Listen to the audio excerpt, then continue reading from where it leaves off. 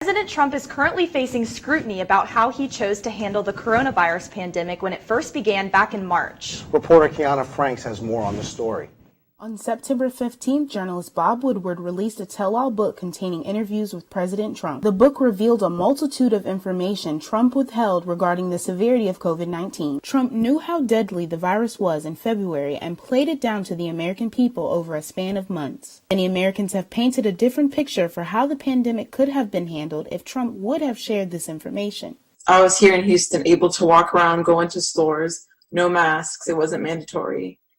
And to think that at that same time, other countries were on complete lockdown because they took the proper steps that they should have, whereas Trump didn't really take that route.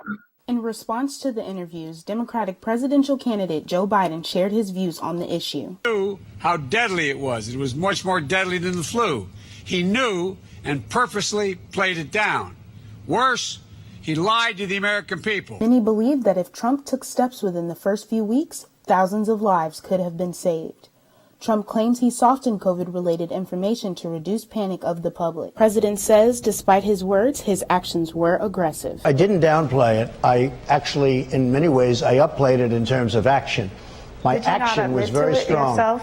Yeah, because what I did was, with China, I put a ban on. With Europe, I put a ban on. And we would have lost thousands of more people had I not put the ban on. So, for some, this ideal is respected, but for others, it raised concerns. LSU professor Bob Mann gives insight on Trump's wrongdoings. More worried about the stock market than lives, and he was more worried about panicking a certain subset of the American public that works on Wall Street than he was about anybody on Main Street. Because I didn't want to panic people. What he was doing was gaslighting us. He was telling us that this is not really a pandemic. This is not anything to worry about. Several of the Woodward book's revelations would be talking points at any time, but are particularly of interest given the presidential election is just weeks away. For Tiger TV News, I'm Kiana Franks.